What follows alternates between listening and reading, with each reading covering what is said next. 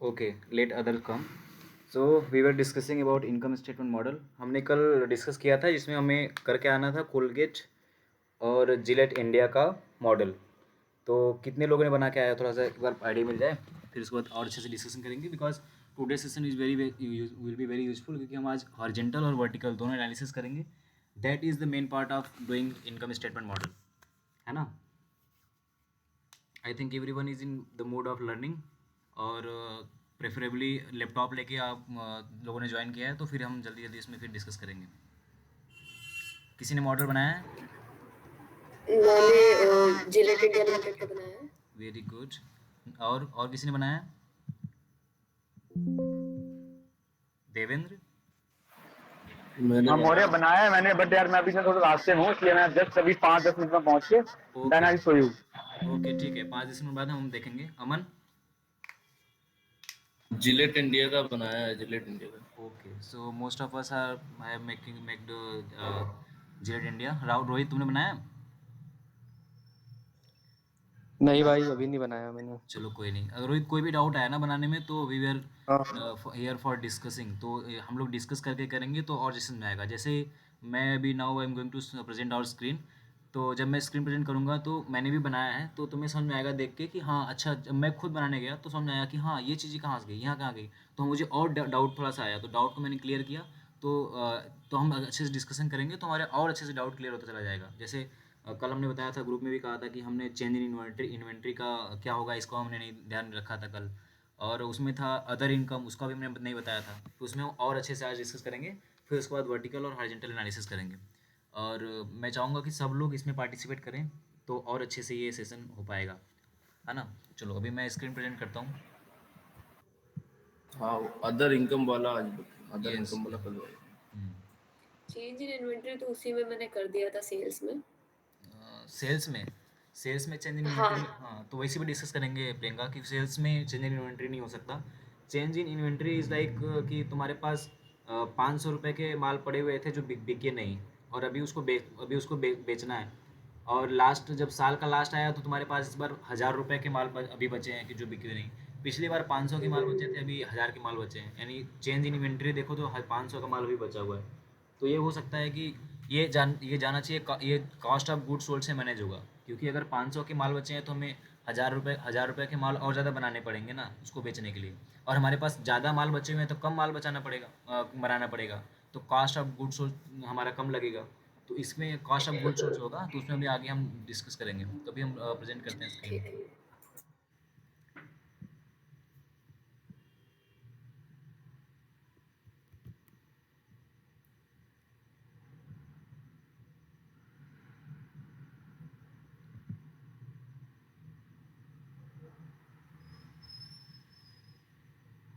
Screen visible है?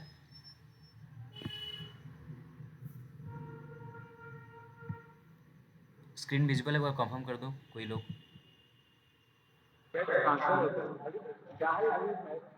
हाँ बिल्कुल। ओके। सो देखो, मैंने कहा था जिलेट इंडिया और कोलगेट पे, तो मैक्सिमम ने जिलेट में बनाया है, तो ये भी मैंने भी जिलेट बनाया था। आई थिंक देवेंद्र और प्रियंका भी बनाया, तो उनको लोग का भी देखूंगा। तो देखो, जिलेट इंडिया का ये मैंने बनाया था। तो ये है उसका इनकम स्टेटमेंट मॉडल। तो कभी कभी क्या होता है कि जब हम जिलेट इंडिया का बैलेंस शीट भी हम डाउनलोड करके सॉरी एनुअल रिपोर्ट भी डाउनलोड करके हमने रखा है, तो उसमें अगर मैच कराओगे तो 2024 का उसमें देखोगे तो प्रॉफिट आफ्टर टैक्स या जो नेट प्रॉफिट है वो अलग दिख रहा होगा, और इसमें अलग दिख रहा होगा, है ना। ये कभी फेस किया भाई तुमने, ऐसा देखा ये स्क्रीन पे जाके कि हमारा 2024 का जो हमने निकाला है net after profit after tax या नेट प्रॉफिट, ये हमारा मैच नहीं कर रहा है जो एनुअल रिपोर्ट में है ना। बिकॉज हमने कुछ चीज़ें कंसीडर में नहीं रखा था, अदर इनकम नहीं रखा था, चेंज इन इन्वेंट्री नहीं रखा था, तो इसलिए ये चेंज हो सकता है। और इसका कोई हम, क्योंकि हम मेन चाहते हैं कि हमें ईबिटा मालूम चल पाए कि कंपनी किस तरीके से परफॉर्म कर रही है। तो ज़रूरी नहीं है कि एनुअल रिपोर्ट में जो डाटा दिया हो सबको हम एनालाइज करें, हमारे जो काम का है वो हम एनालाइज कर रहे हैं। तो इस हिसाब से हम कुछ डाटा को चेंज करके भी कर सकते हैं। तो इसमें घबराने की बात नहीं है कि जो एनुअल रिपोर्ट में प्रॉफिट आफ्टर टैक्स आ रहा है हमें वही प्रॉफिट आफ्टर टैक्स निकालना है। पहली बात तो ये है ना। तो ये एक तरीके से बता रहा हूँ कि ये सैंपल हमने बनाया है, तो आई वुड लाइक टू कि जो जिसने और बनाया है उनका भी देखते हैं, और उनको क्या डाउट आया और क्या दिक्कत आया बनाने में, ये डिस्कस करते हैं। उसके बाद फिर हम इसके आगे चलेंगे वर्टिकल एनालिसिस और हॉरिजॉन्टल एनालिसिस में, है ना। चलो, तो प्रियंका तुम लैपटॉप से ज्वाइन किया है तुमने?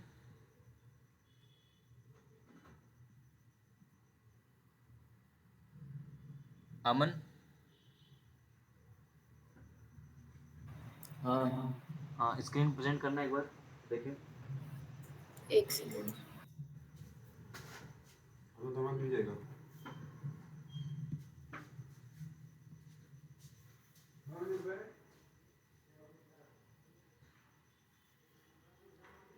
Anyone presenting the screen? एक बार फटाफट प्रेजेंट करके देख लेते हैं, डिस्कस करते हैं, फिर आगे चलते हैं वर्टिकल एंड हॉरिजॉन्टल एनालिसिस में।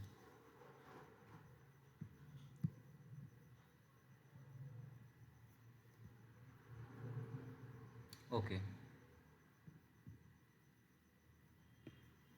तो ये अमन तुमने बनाया है इसको?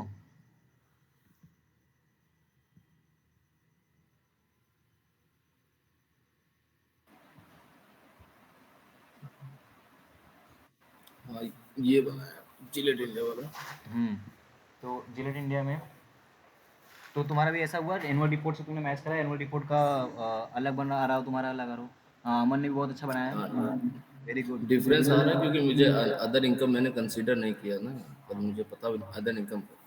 सो हाँ मतलब हमारा डिस्कशन जो है काम कर रहा है, हम लोग डिस्कशन करके और अच्छे से समझ रहे हैं कॉन्सेप्ट को, ना कि हम यूट्यूब पे सब कुछ चीज़ें सर्च कर करके। जरूरी है यूट्यूब से देख के आना है, यहाँ पे डिस्कस करना, लेकिन हम ये डिस्कस हमारा जरूर बहुत ही काम का है। ठीक है एक बार प्रियंका स्क्रीन प्रेजेंट कर सको तो करो। एक सेकंड ट्राई करें।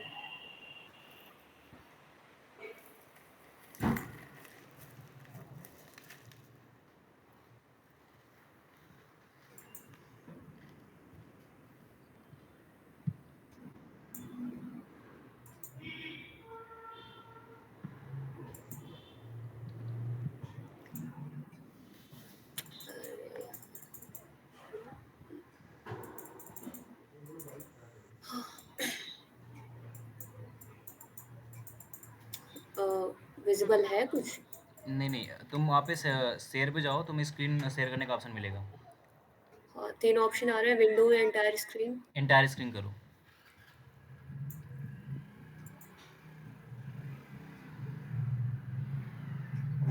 आ रहा है? हाँ आ रहा है। ये मैंने बनाया है।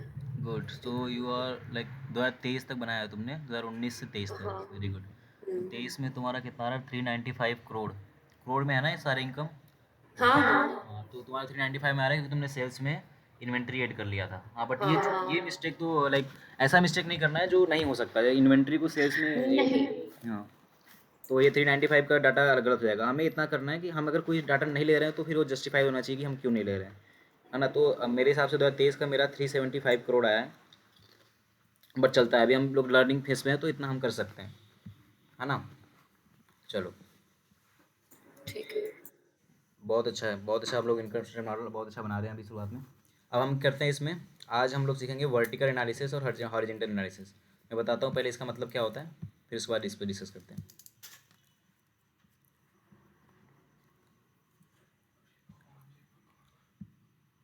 चलो देखो ये एक जस्ट मिनट।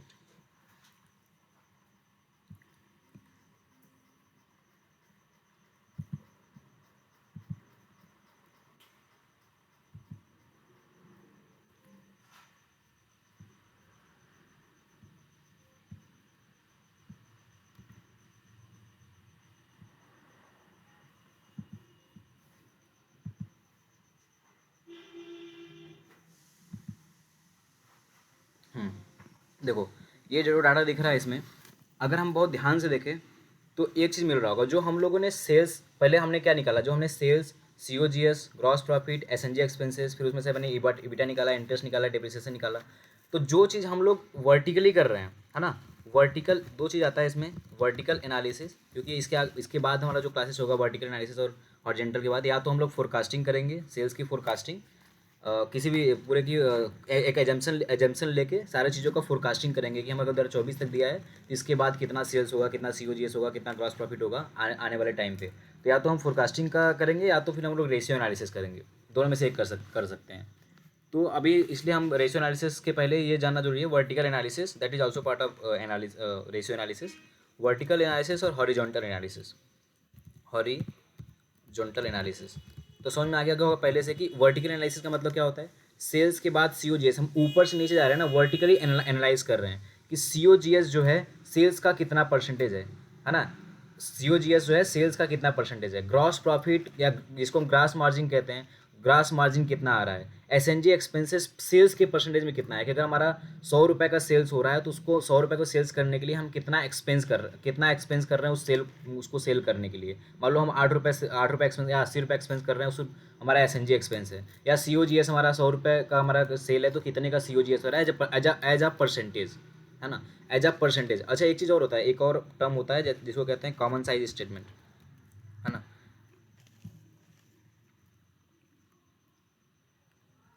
अगर यहाँ पे देख सको तो यहाँ पे देखो कॉमन साइज स्टेटमेंट दिखेगा। Common size statement is also कि हम पूरे चीज़ को रेवेन्यू को परसेंटेज में दिखाते हैं कि रेवेन्यू 100% है तो COGS रेवेन्यू का कितना परसेंटेज है, ग्रॉस प्रॉफिट रेवेन्यू का कितना परसेंटेज है, selling and Adam expenses revenue का कितना परसेंटेज है, एबिटा रेवेन्यू का कितना परसेंटेज है। क्योंकि अगर हम बस उसको एज ए नंबर देखेंगे ना, अगर हम पूछेंगे बताओ अच्छा COGS जो है रेवेन्यू कितना रेवेन्यू है तो कितना COGS हो रहा है, तो ऐसे डाटा समझ नहीं आएगा। अगर हम पढ़ेंगे कि 8,000 रुपये लग रहा है, 20,000 का सेल कर रहे हैं तो उसमें 8,000 हमको बनाने में लागत लग रहा है। तो इसको एज हम इजी समझने के लिए हम एक वर्टिकल एनालिसिस करते हैं या कॉमन साइज स्टेटमेंट बनाते हैं कि हम सब कुछ रेवेन्यू के परसेंटेज में देख सकें कि हमारा अगर 100% रेवेन्यू होता है तो उसमें 40% हमारे रेवेन्यू का COGS में जाता है, यानी हम उसको बनाने में, वो जो प्रोडक्ट हम बेच रहे हैं उसको बनाने के लिए हमें 40% खर्चा चल जाता है। फिर हमारे पास जो आता है वो ग्रास प्रॉफिट आता है, ग्रास मार्जिन आता है 60% का। जबकि शार्क टैंक इंडिया में जब देखते हो तो पूछते हैं कि ग्रास मार्जिन कितना है, पूछते हैं ना ग्रास मार्जिन कितना है, कि रेवेन्यू कर रहे हो उसमें COGS माइनस कर दो तो हमारा ग्रास मार्जिन आता है। लेकिन ग्रास मार्जिन हमेशा परसेंटेज बताते हैं। अगर वो बताएंगे कि हम 8,000 रुपये का हमारा COGS होता है तो नहीं समझाएगा, उनको हमेशा परसेंटेज में चाहिए होता है। तो ये होता है वर्टिकल एनालिसिस कि हर एक चीज़ को रेवेन्यू के परसेंटेज में देख लेना कि कितना परसेंटेज है। और any one if am I wrong तो करेक्ट कर लेना मुझे, ठीक है, क्योंकि हम लोग भी डिस्कस ही कर रहे हैं। बट ये होता है क्या बोलते हैं इसको, वर्टिकल एनालिसिस, ठीक है। नेक्स्ट आता है हॉरिजेंटल एनालिसिस। हॉरिजेंटल एनालिसिस होता है कि हम हॉरिजेंटली इसको एनालाइज करें। देखो अगर हम ऊपर से नीचे जा रहे हैं तो उसको क्या बोलते हैं, वर्टिकल एनालिसिस। अगर हम लेफ्ट टू राइट यानी हॉरिजेंटल जा रहे हैं तो देखो हॉरिजेंटल एनालिसिस कर रहे हैं। फॉर एग्जांपल देखो सेल्स ग्रोथ अगर हम देख रहे हैं तो ये हमारा क्या है, हॉरिजेंटल एनालिसिस है कि हम 2016 में कितना सेल्स किया है, 17 में कितना किया है, तो 17 में जो सेल्स हुआ है वो 16 के मुकाबले में कितना ज़्यादा या कितना कम है। अगर हम ये एनालिसिस कर रहे हैं तो ये हॉरिजॉन्टल एनालिसिस है। क्योंकि देखो ये जो 17 का डाटा है, देखो यहाँ पे दिख रहा होगा कि हम कैसे एनालिसिस करेंगे। अगर ये जो टाटा मोटर्स की कंपनी है मान लो, तो इसमें देखो 2016 में अगर इसने 2,73 करोड़ का सेल किया है मान लो, और उसके बाद 17 में 2,69 करोड़ का सेल किया है, तो दिख रहा है कि 2,73 करोड़ से 2,69 करोड़ पे चला गया। इसका मतलब इसकी सेल्स जो है ग्रोथ कितनी हुई है, -1.23%, मतलब इसका सेल्स ग्रोथ कम हुआ है। फिर उसके आगे देखो 18 में तो 8% से बढ़ा है, फिर 19 में देखो तो फिर कम हो गया है 3% से। तो यही फाइनेंशियल एनालिस्ट यही काम करता है, जैसे देखेगा कि 18 के बाद 19 में कम हो गया सेल्स तो फिर वो जाएगा इनवर्ड रिपोर्ट में, या फिर उसको सर्कमस्टांसेस देखेगा कि ये सेल्स क्यों कम हो रहा है, क्या COGS ज़्यादा हो गया, जैसे अगर ग्रॉस प्रॉफिट अगर कम हो रहा है तो देखेगा COGS ज़्यादा हो गया, सेल्स अगर कम हो रहा है तो देखेगा कि मार्केट कंडीशन कैसा था। तो ये फाइनेंशियल एनालिस्ट का काम होता है कि एनालाइज करेगा कि क्यों कम हो रहा है, क्यों ज़्यादा हो रहा है, ताकि वो इन्वेस्टर को अच्छे से बता पाए कि इसमें इन्वेस्ट करे कि ना करे। फिर देखो आगे 21 में जो कि कोविड का टाइम था, 20 में कोविड का टाइम था, कितना ज़्यादा परसेंटेज ऑफ सेल्स इसका कम हो गया है, 13.54%, 4.32%, है ना। तो ये चीज़ निकालना यानी एनालाइज करना हॉरिजेंटल। तो इसमें देखो वर्टिकल और हॉरिजेंटल दोनों हुआ है। देखो cost of goods sold, percentage of sales दिखा रहे हैं तो 17.09% है कॉस्ट ऑफ गुड्स सोल्ड किसका, रेवेन्यू का, कि रेवेन्यू का 77.09% जो है COGS लगता है, कॉस्ट ऑफ गुड्स सोल्ड लगता है। लेकिन अगर उसको हम इधर जाते हैं हॉरिजेंटल जाते हैं तो दिखता है कि यहाँ पे 77% था, अगले साल 75% हो गया, उसके अगले साल 76% हो गया, उसके अगले साल 78% हो गया, उसके अगले साल 80% हो गया। तो देखो तो cost of good sale, percentage of sale के हिसाब से, मतलब जो COGS है वो हर साल बढ़ता जा रहा है।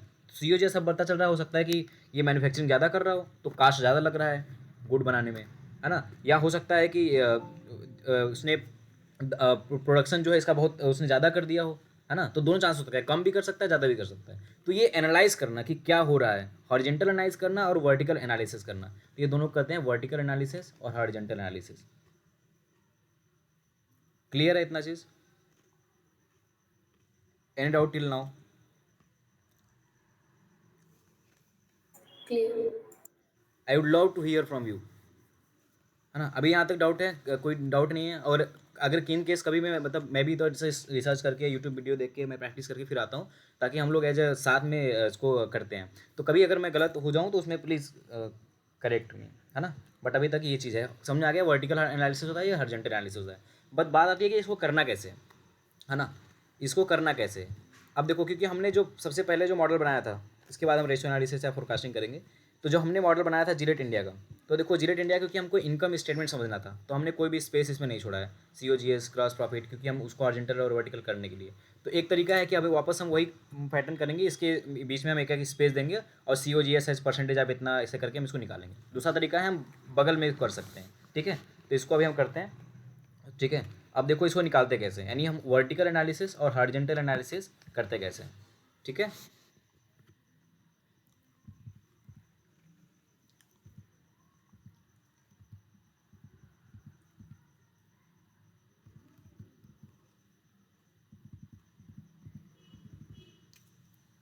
ओके, चलो अभी क्या करेंगे हम, सबसे पहले रेवेन्यू। तो हर एक चीज़ के पहले, क्योंकि हम अब हम जा रहे हैं परसेंटेज कैलकुलेट करने, इसका वर्टिकल और हॉरिजॉन्टल एनालिसिस, तो हमें शुरुआत में स्पेस छोड़ देना चाहिए था, तो आई डिड ए मिस्टेक। तो कोई बात नहीं, क्योंकि हमको भी ये भी मैनेज करना था कि हमें ये अच्छा दिखने में लगे और कैसे इसको कर सकते हैं, तो इसलिए हमने इसको पहले इनकम स्टेटमेंट को ही अच्छे से ध्यान दिया, ठीक है। तब क्या करेंगे हम, यहाँ पे जैसे इसको पूरा सिलेक्ट करेंगे, यहाँ पे जाएंगे, इसको पूरा सिलेक्ट करेंगे, उसके बाद यहाँ पे एक इंसर्ट करेंगे। क्या इंसर्ट करेंगे, इसमें रो इंसर्ट करेंगे, ठीक है। इंसर्ट पे जाएंगे, सॉरी होम पे जाएंगे, यहाँ पे इंसर्ट पे जाएंगे, उसके बाद यहाँ पे एक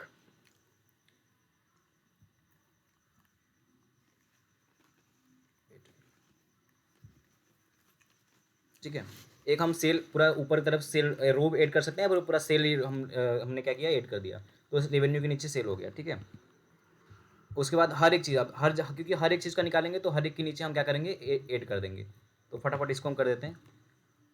अल्टर शॉर्टकट के लिए क्या करेंगे, हमेशा फाइनेंशियल मॉडलिंग में माउस का न के बराबर यूज करना चाहिए।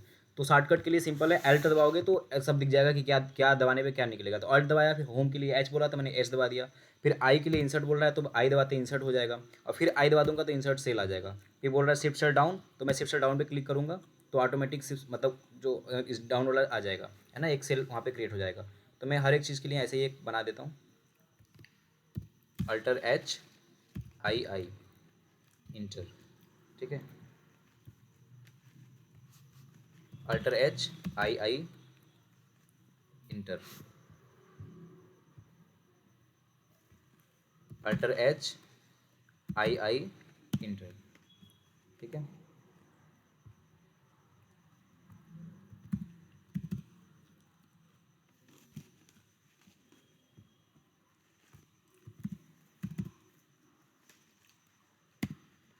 अगर जो कर सकते हैं कि क्लासेस के साथ में कर सकते हैं तो वो कर लेने, तो फिर इस बात क्लास देखने के बाद भी कर सकते हैं, है ना।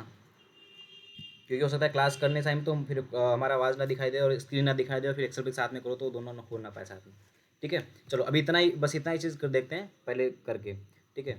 और एक चीज़ यहाँ पे एक और स्पेस हम दे देते हैं, क्योंकि फिर बहुत ज़्यादा वो हो जाएगा, मिक्स हो जाएगा सब। बाद में ये सब चीज़ें भी कर सकते हैं, बट अभी हम कर देते हैं,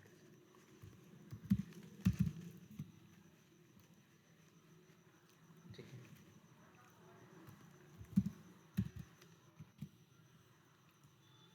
चलो अब देखो, रेवेन्यू हमें देखना है, रेवेन्यू को एनालाइज करना है, ठीक है। तो हम क्या करेंगे, यहाँ पे रेवेन्यू में जाएंगे। अब क्या करेंगे, हमें देखना है कि हमारा रेवेन्यू कितने, अब पहले हम हॉरिजॉन्टल एनालिसिस करते हैं कि 20 के बाद 21 में दिख रहा है 1689 करोड़ से 1981 हो गया, तो कितना परसेंटेज में बढ़ा है। तो बेसिक सा मैथमेटिक्स है कि अगर 1679 से 1981, मान लो कोई चीज़ अगर 200 रुपया है, 200 रुपया है और 200 से फिर वो 300 बढ़ जाता है, तो कैसे कैलकुलेट करोगे कि कितना बढ़ गया। तो इसलिए क्या करते हैं, 300 में से 200 माइनस करते हैं तो कितना आता है, 100 आ जाता है। 100 को आउट ऑफ 200 से फिर 100 100 आउट ऑफ 200 इंटू 100 से मल्टीप्लाई करते हैं तो हमको मिल जाता है परसेंटेज। तो परसेंटेज बेसिक सा परसेंटेज है ये, बट एक्सेल में कैलकुलेट करने के लिए क्या करते हैं हम, अब देखो 2020 में कितना परसेंटेज रेवेन्यू बढ़ा है, ये पता करने के लिए हमें 2019 का डाटा पता होना चाहिए। बट हमें 2019 का डाटा नहीं पता है, तो हम क्या करेंगे, 2021 का निकालेंगे। 2021 का निकालने के लिए क्या करेंगे, हम लगाएंगे इक्वल्स टू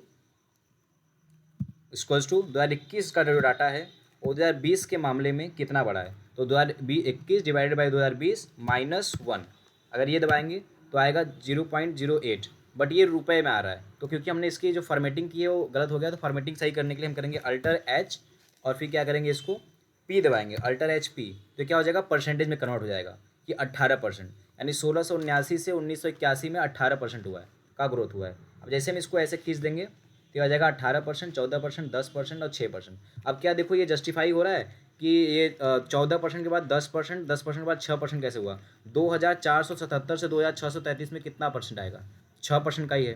तो इसमें देखो पहले जो है 2020 से 21 में अच्छा खासा ग्रो हुआ है, 18% का ग्रो किया इसने।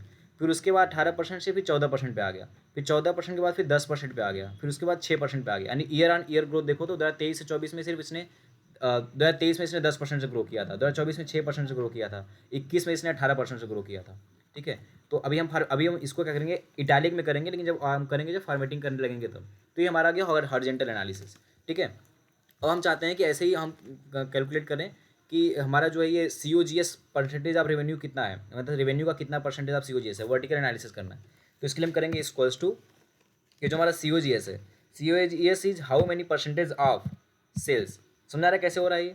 हम क्या किया, हमने इक्वल्स टू दबाया, उसके बाद हम गए एरो से ऊपर, तो हमें COGS मिल गया। COGS डिवाइडेड बाई रेवेन्यू का कितना परसेंटेज है, तो रेवेन्यू पे क्लिक किया है ना, इक्वल्स टू D12/D9। तो जैसे हम इसको इंटर दबाएंगे तो हमारा आ जाएगा नॉर्मल 0.5। इसको परसेंट में कैलकुलेट करने के लिए अल्टर HP दबाएंगे तो आ जाएगा 57%। ठीक है, इसके बाद हम क्या करेंगे, हम इसको यहाँ से ऐसे कर देंगे 57%, 50%, 48%, 59, 51%, 50%। ये क्या बता रहा है। अब देखो यहाँ पे हम क्या किए हैं, यहाँ पे वर्टिकल एनालिसिस किए हैं। ये जो चीज़ हुआ है ना, ये वर्टिकल एनालिसिस हुआ है।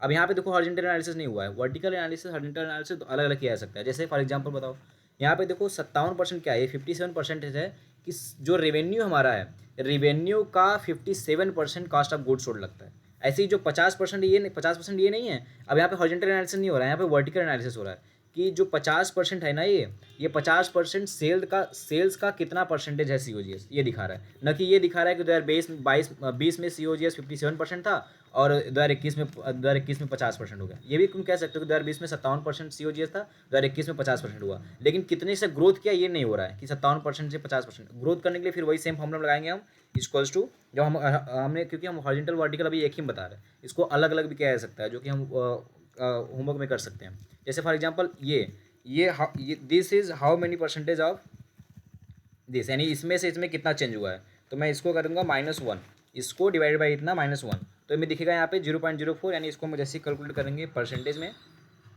Sorry alter HP।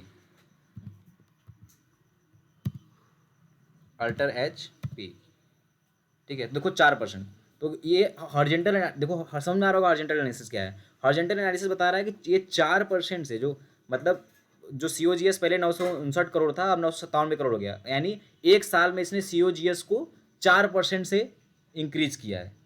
तो अगर हमें हॉरिजॉन्टल एनालिसिस करना है, मान लो ऐसे देखना है कि 2020 में इसने 2020 से 21 में इसने कितना परसेंटेज से अपना COGS बढ़ाया है, यानी कॉस्ट ऑफ गुड्स सोल्ड, तो 4% इसका COGS बढ़ जा रहा है। लेकिन हमें वर्टिकली देखना है कि ये रेवेन्यू का कितना परसेंट COGS यूज करता है, तो हमें ये दिख रहा है वर्टिकल एनालिसिस कि 57% 2020 में यूज कर रहा था, 50% यहाँ पे, एक मिनट कुछ तो दिक्कत है, 57% से 50%, 7% आना चाहिए ना, जस्ट ए मिनट।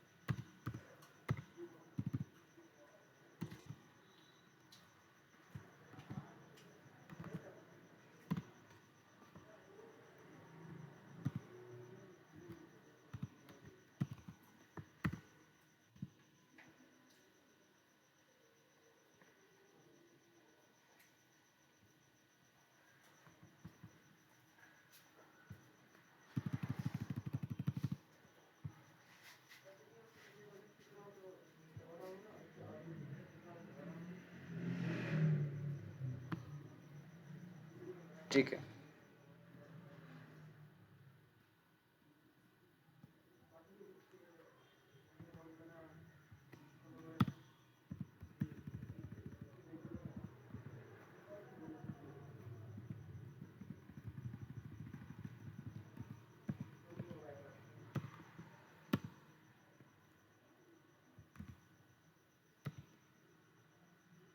-4%, ठीक है, 4% आ रहा है ना। तो हाँ, तो हॉरिजॉन्टल एनालिसिस करना है तो कैसे करना पड़ेगा, इधर से करना पड़ेगा। और हमारे जो COGS, क्योंकि हम ये गलती कर रहे थे ना, COGS हम 57 को सेल्स रेवेन्यू के एज ए परसेंटेज आप रेवेन्यू देख रहे हैं ना, ये जो 57% है एज ए परसेंटेज आप रेवेन्यू बता रहा है कि ये रेवेन्यू का कितना परसेंटेज COGS। और हम ये देख रहे हैं ये जो चेंज, और ये हम हॉरिजॉन्टल देख रहे हैं तो हम देख रहे हैं कि 2020 से 21 में कितने परसेंटेज का चेंज हुआ है। तो इसका कोई रिलेशन ही नहीं है, समझ में आ रहा है। जो 50% है रेवेन्यू का कितना परसेंटेज है ये दिखा रहा है। और जो हम ये कैलकुलेट कर रहे हैं 959 से 997, ये कितना चेंज हुआ है, 959 से 997 गया तो कितने का चेंज हुआ, 4% का चेंज हुआ, दैट इज़ करेक्ट, है ना। तो जब हम वर्टिकल एनालिसिस कर रहे हैं तो हम ऊपर से एनालिसिस कर रहे हैं कि रेवेन्यू COGS रेवेन्यू का कितना परसेंट है। तो ऐसे ही हम अलग अलग करेंगे। फॉर एग्जांपल यहाँ पे अगर हम ऐसे लिखेंगे वर्टिकल एनालिसिस, अभी हमने ये साथ में कर दिया वर्टिकल एनालिसिस, और एक अलग कॉलम बनाएंगे हॉरिजॉन्टल एनालिसिस, और सेम पूरा चीज वर्टिकल एनालिसिस के नीचे हम पूरा वही चीज़ लिखेंगे। फॉर एग्जांपल यहाँ पे लिखेंगे रेवेन्यू सब पूरा जो हेडिंग है, पूरा हेडिंग आप यहाँ पे कॉपी करेंगे, यहाँ पे भी कॉपी करेंगे, और दोनों में अलग अलग एनालिसिस करेंगे, वर्टिकल एनालिसिस भी करेंगे, हॉरिजॉन्टल एनालिसिस भी करेंगे, ठीक है। तो अभी के केस में अभी मैं जो ये अभी मैंने जो बना रखा है, इसमें अभी मैं सिर्फ वर्टिकल एनालिसिस करके दिखाता हूँ। तो वर्टिकल एनालिसिस के सेम इक्वल्स टू,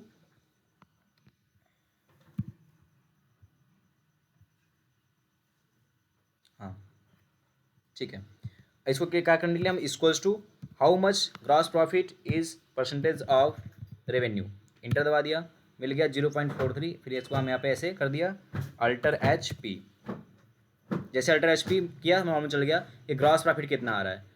फुट पूछता है ना ग्रास मार्जिन, इसको ग्रास प्रॉफिट या इसको ग्रास मार्जिन भी कहते हैं। हेडिंग में यहाँ पे नहीं लिख रहे हैं अभी, इसको लिखेंगे यहाँ पे ग्रास मार्जिन। तो ग्रास मार्जिन कितने का आ रहा है, 43% का 2020 में था, 50% का ग्रास मार्जिन 2021 में था, 52% का ग्रास मार्जिन 2022 में था।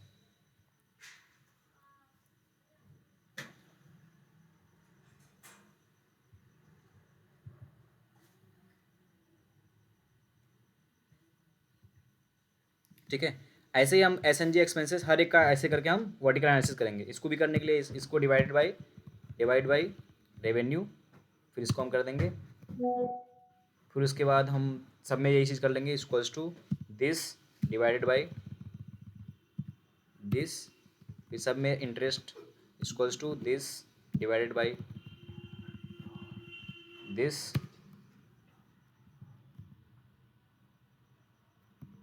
ये 0.0% दिखा रहा है कि 5 करोड़ है और 1679 करोड़ है, ठीक है। Equals to this divided by this divided by this, ठीक है। टैक्स भी कैलकुलेट कर लेते हैं। तो अल्टर HII इंटर, तो एक कॉलम यहाँ पे निकल जाएगा, और ठीक है।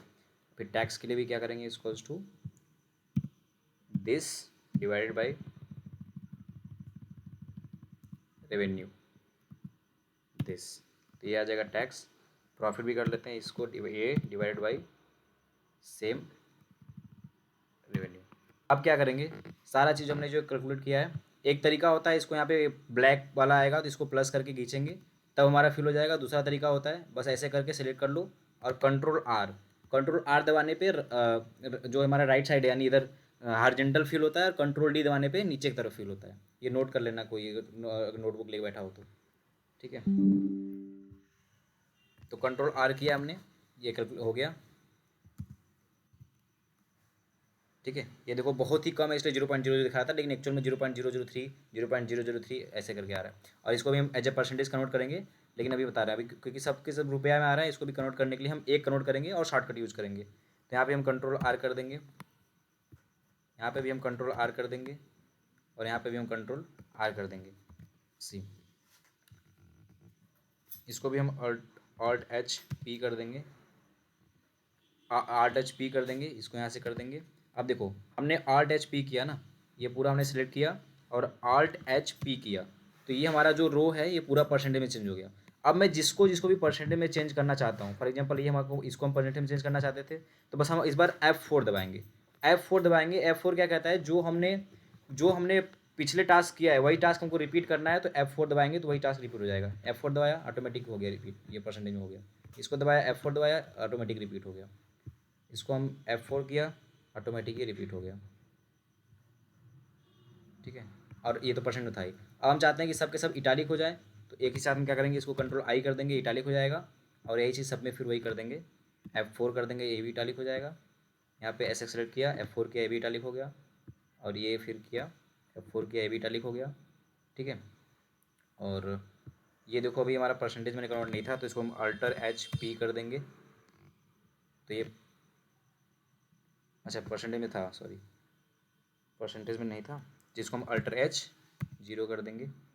अच्छा, अल्टर एच 0 से क्या होता है, दशमलव पीछे बढ़ता चलता है, दशमलव जो है पीछे बढ़ता चला जाता है। ठीक है, ये हो गया। अब इसको हम कंट्रोल आई कर देंगे वापस से, और फिर जितने भी परसेंटेज है सबको क्या कर देंगे, कंट्रोल आई कर देंगे। ठीक है, कंट्रोल आई कर देंगे। ये भी हमारा परसेंटेज में नहीं है, इसको भी हम कंट्रोल आई कर देंगे, अल्टर एच पी दबा देंगे। ये भी हमारा देखो परसेंटेज भी हो गया और ऐसे भी कन्वर्ट हो गया। अब देखो एक चीज़, हमने देखो यहाँ सब में हमने वर्टिकल एनालिसिस किया है ना, हर एक चीज़ में, बीटा हो गया, इंटरेस्ट हो गया, डिप्रेशन हो गया, सब में हमने वर्टिकल एनालिसिस किया है। लेकिन हमने जो रेवेन्यू था, रेवेन्यू में हमने हॉरिजॉन्टल एनालिसिस किया है। तो सब में हॉरिजॉन्टल एनालिसिस किया जा सकता था, लेकिन हम रेवेन्यू में भी अभी वर्टिकल एनालिसिस भी कर लेते हैं। तो वर्टिकल एनालिसिस करने के लिए क्या करना पड़ेगा, equals to this is how much percentage of this. तो रेवेन्यू का 100% होगा ऑटोमेटिक, रेवेन्यू का 100% होगा ना, तो इसमें करने की जरूरत नहीं थी, फिर भी हम बता दिया कि वर्टिकल कर रहे हैं तो ये भी वर्टिकल करके दिखा देते हैं। तो अल्टर एच पी, क्योंकि 100% कंट्रोल आई कर दिया। ठीक है, ठीक है। अब everything is percentage of revenue, तो क्या करना है अभी इसके लिए, इक्वल्स टू, देखो यहाँ देना है, यहाँ पे हम यहाँ पे लिखेंगे equals to this revenue and, यहाँ पे लगाएंगे एंड का साइन, कि रेवेन्यू और इन्वर्टेड कामा में एज परसेंटेज ऑफ रेवेन्यू, ठीक है। कंट्रोल भी हटा देंगे। अब जैसे हम इसको क्लिक करेंगे ना, तो क्या होगा यहाँ पे, जस्ट एक मिनट, पेडर वंडर कमा बंद करना है।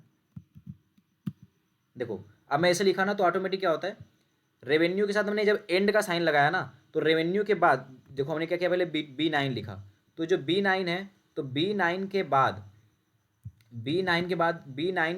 में जो भी लिखा होगा उसके बाद एंड करो, क्या उसमें कुछ जोड़ो, क्या जोड़ो, मैं जो कह रहा हूँ, एज परसेंटेज ऑफ रेवेन्यू उसमें ऐड कर दो। ठीक है, तो जैसे मैंने ये किया तो ये आ गया revenue as a percentage of revenue. तो revenue as a percentage of revenue कितना है, 100% है। ऐसे ही यहाँ पे करना पड़ेगा COGS as percentage of revenue, तो हर एक चीज़ को ऐसे COGS as a percentage of revenue, gross profit, या फिर यहाँ पे ग्रास मार्जिन लिख सकते हैं, या gross profit as percentage of revenue ऐसा भी लिख सकते हैं। ठीक है, तो इक्वल्स टू एक चीज़ कर सकते हैं यहाँ पे हम, इक्वल्स टू बस इसको हम कॉपी कर लेंगे और यहाँ पे कंट्रोल भी कर देंगे, F2 दबाएंगे, रुक मिनट, F2 दबाएंगे, और यहाँ पे जो B11 है, B11 को हम क्या कर देंगे, इसको हटा के हम COGS में क्लिक कर देंगे, तो यहाँ पे लिख के आ जाएगा COGS as percentage of revenue.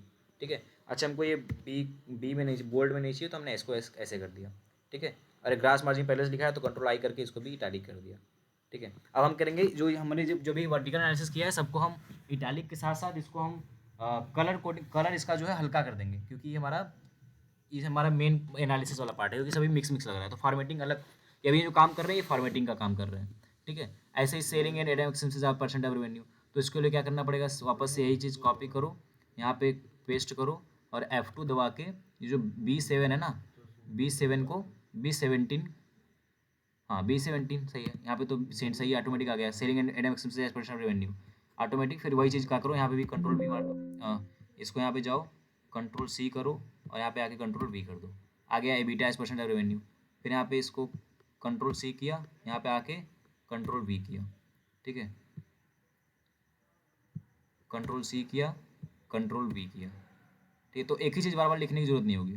ठीक है, कंट्रोल C किया, यहाँ पे आके कंट्रोल V किया। ठीक है, आ गया, देखो हर एक चीज़ आ गया ना, मतलब अब ये दिखा रहा है साफ साफ, ये जो 5% है, this is a tax as percentage of revenue, कि हम जितना से रेवेन्यू करते हैं उसका 5% तो टैक्स दे देते हैं, है ना। और यहाँ पे हम आके इसको प्रॉफिट आफ्टर टैक्स को हम प्रॉफिट आफ्टर टैक्स भी लिख सकते हैं, या इसको हम नेट प्रॉफिट भी लिख सकते हैं, तो और इजी रहेगा तुम लोग समझने के लिए। यहाँ पे हम लिख सकते हैं नेट प्रॉफिट, तो कंपनी की हमारा नेट प्रॉफिट है, तो यहाँ पे लिख दिया नेट प्रॉफिट, नेट प्रॉफिट।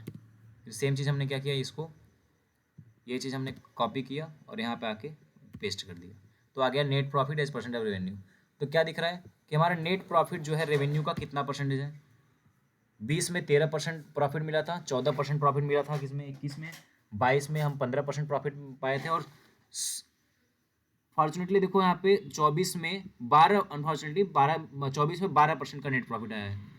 तो नेट प्रॉफिट का आना और रेवेन्यू का बढ़ना सब कुछ अलग अलग होता है। देखो हो सकता है कि एक कंपनी है जो बहुत अच्छा सेल कर रही है, मान लो एक कंपनी जो है 76 लाख का सेल करा, ठीक है, 76 लाख का सेल किया मान लो फॉर एग्जांपल में, दूसरे ने 85 लाख का सेल किया, ठीक है।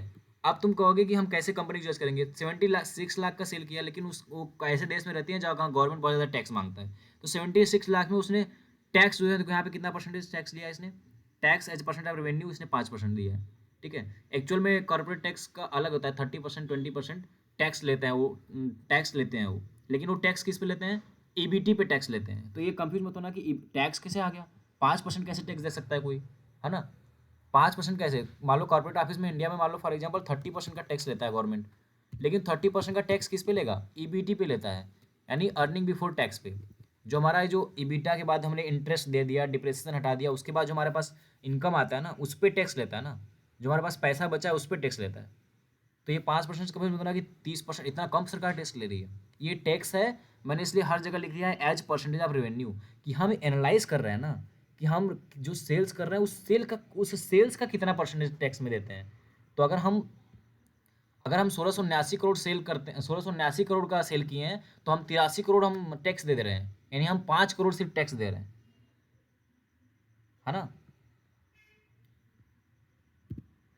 बोलो समझ में आ रहा है।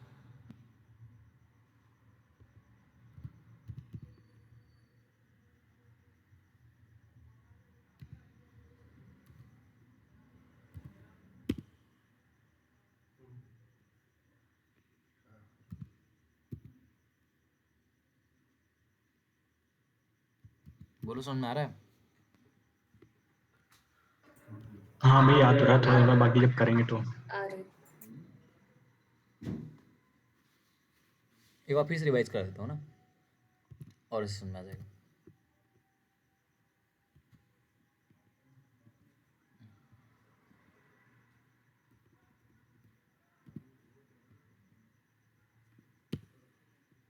देखो हमने कहा 1679 करोड़ का सेल किया था, 5% का हमने टैक्स दिया उस पर, मतलब हमारे रेवेन्यू का 1680 करोड़ का सेल किया, तो हमारा 5% जो है टैक्स चला जा रहा है सेल्स का, ओवरऑल रेवेन्यू का 5% चला जा रहा है, जबकि हमारे प्रॉफिट का ज़्यादा टैक्स जा रहा होगा, है ना, जो कॉर्पोरेट टैक्स उसने गवर्नमेंट ने डिसाइड कर रखा होगा। तो देखो आ रहा है कितना, 83.95 करोड़ आ रहा है, अगर हम 1679 का 5% निकाले तो, ठीक है। इसका मतलब हमारा वर्टिकल एनालिसिस हमने ठीक ठाक किया है ना। तो वर्टिकल एनालिसिस में हम हर एक चीज़ as a percentage of revenue देख रहे हैं, ठीक है, as a percentage of revenue देख रहे हैं हर एक चीज़ को। तो एक चीज़ अब कर सकते हैं यहाँ पे, ये जो भी, और ये तो यहाँ पे ये था, क्या था, ये था हमारा ग्रोथ, इसको हम यहाँ पे लिखेंगे कंट्रोल बी हटा के कंट्रोल आई करके, सेल्स ग्रोथ, सेल्स ग्रोथ, ठीक है। और ये चीज़ को भी हम कंट्रोल बी से हटा देते हैं। अब ये जो चीज़ हम जितना भी चीज़ हमने इटालिक कर रखा है, इसको हम क्या करेंगे, थोड़ा सा अच्छा दिखने के लिए हम अल्टर एच दबा के, और इसमें थोड़ा सा हम कलर दे देंगे, है ना, हल्का कलर, ये दे सकते हैं, ये दे सकते हैं, ठीक है। अब ये चीज़ हमने कलर किया, जितनी भी चीज़ हमने कैलकुलेट किया है, वर्टिकल एनालिसिस किया है, उस सब में हम क्या करेंगे, F4 दबा देंगे, तो वापस चीज़ें हमारा आ जाएगा। ये हो गया F4। वापस से ग्रास मार्जिन निकाला था हमने, तो ग्रास मार्जिन को भी सिलेक्ट करेंगे, और इसमें भी हम क्या करेंगे, F4 दबा देंगे, ठीक है। ऐसे ही सेलम एंड एडम एक्सपेंसेस कर रहा हूँ, तो इसको हम क्या करेंगे, यहाँ से F4 दबा देंगे। अभी हम एक्यूरेसी पे नहीं आते हैं, क्योंकि हम लर्निंग पे जा रहे हैं ना, कि कैसे चीज़ें करनी है, F4 पे जा रहे हैं, ठीक है। ऐसे interest as a percent of revenue देखते हैं, तो F4 दबा दिया, सॉरी F4 दबा दिया, ठीक है। तो हर ऑटोमेटिक सब सेम कलर उसमें चलता चला जाएगा, ठीक है। इसको F4 दबा दिया। EBT as percent of revenue, इसको जाके हमने F4 कर दिया। Tax as percent of revenue, इसको हमने F4 कर दिया। ठीक है, net profit as percent of revenue हमने यहाँ से F4 कर दिया। ठीक है, ये था हमारा वर्टिकल एनालिसिस।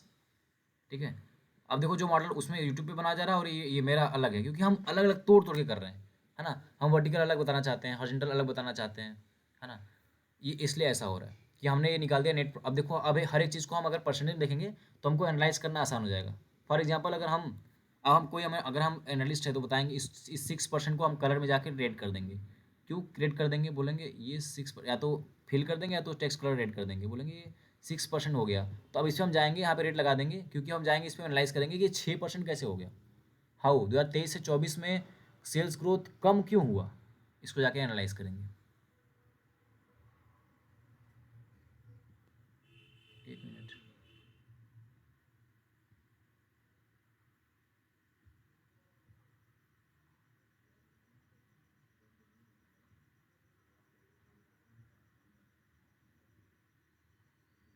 अच्छा सॉरी, हाँ 6% हुआ ना। बोलोगे 6% सेल कम, क्योंकि देखो 2024 77 करोड़ से 2633 करोड़ हुआ, तो सेल्स तो ऑब्वियसली बढ़ा है ना।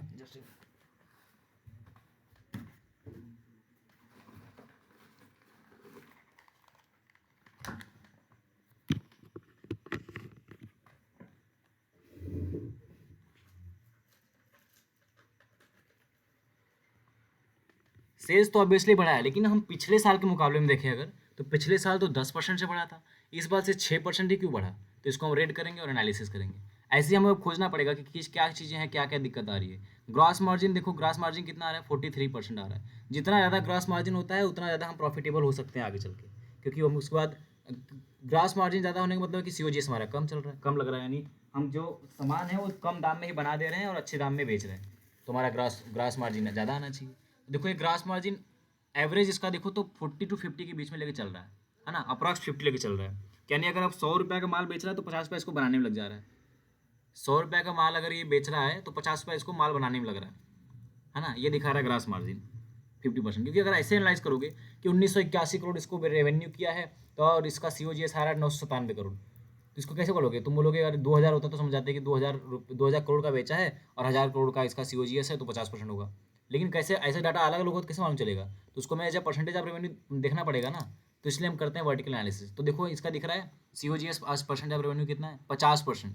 यानी अगर 100 रुपये का माल बेच रहा है तो 50 रुपये इसको बनाने में लग रहा है ना। COGS देखो तो ग्रास मार्जिन भी सेम 50% इसका ग्रास मार्जिन है, दैट इज़ गुड, है ना। अगर ग्रास मार्जिन ज़्यादा, अगर ग्रास मार्जिन इसका 70% होता, तो अगर 70% ग्रास मार्जिन होता है इसका मतलब 70 रुपये बचा रहा है अगर 100 रुपये में, तो इस बार इसको और सॉरी हाँ 70% तो और अच्छी बात होता है कि 100 रुपये में से 70% बचा लिया इसने। अरे 100 रुपये का बेचा तो 70 रुपये बचा लिया। अब इसके पास ग्रास मार्जिन अगर 70 रुपये आ रहा है, ग्रास प्रॉफिट अगर 70 रुपये आ जा रहा है 100 रुपये में, तो आगे आने वाले जितने भी इसको इंटरेस्ट देना इंटरेस्ट दे देगा, है ना। जितने भी इसको लोन लिया है उसका इंटरेस्ट दे देगा। उसके बाद ये और भी चीज़ें जो उसमें इन टैक्स वगैरह दे देगा, तब उस टैक्स वगैरह सब कुछ देखने के बाद प्रॉफिट आफ्टर टैक्स यानी जो नेट प्रॉफिट है इसका ये अच्छा आएगा, यानी प्रॉफिटेबल होगा। और कभी कभी ऐसा होता है कंपनी का EBITDA अच्छा होता है लेकिन वो नेट प्रॉफिट में जाते वो माइनस चल जाती है, तो कहते हैं कि we are in the loss, है ना। तो सिर्फ EBITDA देख के कंपनी को एनालिसिस करना ठीक है। हो सकता है EBITDA पॉजिटिव हो, EBITDA पॉजिटिव हो सकता है, लेकिन हो सकता है उसने बहुत ज़्यादा लोन ले रखा हो। अगर तुम समझ लो 100 रुपये का बिजनेस चला रहे हो, उसमें से तुम 90 रुपये लोन लेके ही चला रहे हो, 90 रुपये का लोन लिया है और तुम 100 रुपये का उसमें बेच रहे हो, तो 90 रुपये लोन लिया तो इंटरेस्ट तो देना पड़ेगा ना। अब तुम मान लो तुमने EBITDA मान लो तुमने 50 रुपये कमा लिया, 50 रुपये तुम्हारा EBITDA आ गया, यानी ग्रास मार्जिन आ गया, 50 ग्रास प्रॉफिट आ गया, है ना। ग्रास प्रॉफिट आ गया या EBITDA आ गया। ग्रास प्रॉफिट होता है COGS में माइनस होता है, ग्रास और EBITDA आता है जब हम सारे एक्सपेंसेस माइनस कर देते हैं, सेलिंग वाला एडम वाला सब। तो 50 पे तुम्हारे पास EBITDA आ गया, तो इसका मतलब 50 पे तुम्हारे पास ओवरऑल प्रॉफिट बचा। लेकिन तुम्हारे हाथ में क्या आया? हाथ में तुम्हारा 50 पे नहीं आया, क्योंकि तुमने 90 रुपये लोन ले रखा है। तो इस 50 रुपये में तुम्हें 40 रुपये तुम्हारा इंटरेस्ट ही चला गया। 50 मान लो 50 रुपये तुम्हारा इंटरेस्ट ही चला गया, कभी कभी 52 रुपये तुम्हारे पास तुम्हारा इंटरेस्ट में चला गया। तुम्हारे पास कितना रुपया बचा? -2 रुपया, यानी अभी भी तुम 2 रुपये के लॉस में हो, क्योंकि सारी बिजनेस तुम लोन पे कर रहे हो, है ना। तो हो सकता है EBITDA पॉजिटिव हो, लेकिन हमारा जो बीच लास्ट में जो प्रॉफिट आता है वो निगेटिव हो जाएगा। Are you getting this?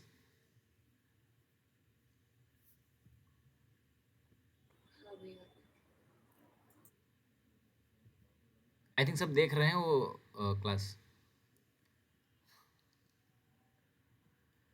बोलो। वही हाँ भाई देख रहे हैं भाई, देख रहे हैं। Who is this Doja Cat? Not yes भैया। नॉन है क्या कोई? कौन हो आप? बताइए एक बार जस्ट इंट्रोडक्शन। भैया मेरा नाम Anshika from MBFT। MBFT, okay okay. I am your you are from second semester? Sir I am from semester, हाँ second semester sir. So I am your batchmates, don't worry, be open, discuss करो। अगर मैं कुछ पूछ रहा हूँ तो class में ओपन करो, डिस्कस करो, है ना। मैं कोई भैया नहीं हूँ। Sure sure sir.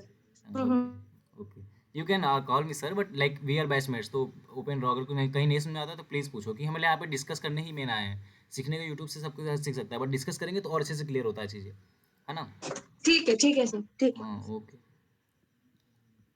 ठीक है। तो ये समझ आ गया, ये this is the vertical analysis. हम एक इसको बोलते, इसको नाम देते हैं vertical analysis. So to yesterday और agenda was income statement model, कि हम ये बात समझ सके कि इनकम स्टेटमेंट मॉडल होता क्या है, कैसे कंपनी काम करती है ना। इनकम स्टेटमेंट मॉडल हमने देखा रेवेन्यू क्या होता है, COGS क्या होता है, ग्रॉस प्रॉफिट क्या होता है ना। SNG एक्सपेंसेस क्या होता है, EBITDA क्या होता है, इंटरेस्ट क्या कैसे होता है, डिप्रेशन कैसे कैलकुलेट होता है। हालांकि डिप्रेशन कैसे कैलकुलेट होता है अभी देखा नहीं हमने, बट ये समझ आ गया कि इनकम स्टेटमेंट कैसे काम करता है ना। तो ये हमारा होता है ये वर्टिकल एनालिसिस। ऐसे ही हम हॉरिजॉन्टल एनालिसिस भी कर सकते हैं, इसमें हमने एक करके दिखाया भी है, this is vertical horizontal analysis. इसको मैं थोड़ा सा दूसरा कलर दे देता हूँ, है ना। और ये vertical analysis I will like to, तो हम लोग वापस से घर से करके आएँ तो और अच्छा रहेगा, तो हमने इसको थोड़ा सा लाइट कलर दे दिया ये, ठीक है। ये हमारा हॉरिजॉन्टल एनालिसिस है, तो इसमें सेल्स ग्रोथ है, sales growth that is horizontal analysis. अब वो आते हैं जहाँ पे हमने कर रखा है पहले से उस प्रोजेक्ट में, ठीक है। ये दिख रहा होगा, इसमें भी देखो, अगर देखो तो ये जो हमारा ये वर्टिकल एनालिसिस ही है। यहाँ पे सेल्स ग्रोथ है बस, ये एक हॉरिजॉन्टल एनालिसिस। यहाँ पे लिखा नहीं कि हॉरिजॉन्टल एनालिसिस है, वर्टिकल एनालिसिस है, ये तो बस एक डाटा के लिए हमने करा दिया, लेकिन इसका नाम दिया है क्योंकि नाम है भी इसका, वर्टिकल एनालिसिस और हॉरिजॉन्टल एनालिसिस करना, ठीक है। देखो एवरीथिंग इज कितना परसेंटेज है, इफेक्टिव टैक्स रेट। अब देखो C30/C27, एक चीज़ तुम ध्यान देना, यहाँ पे क्या हुआ है, C30/C27 हुआ है ना।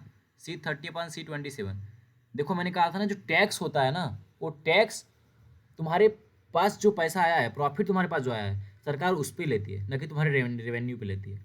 तो और मैंने जो करवाया वो क्या कराया है, हमने रेवेन्यू पे करवाया है। और हमने कहा भी कि ये चीज़ ऐसे होता नहीं है कि 3% कोई टैक्स ले, है ना। कहाँ गया टैक्स, 5% टैक्स ले, लेकिन हमने कहा रेवेन्यू का।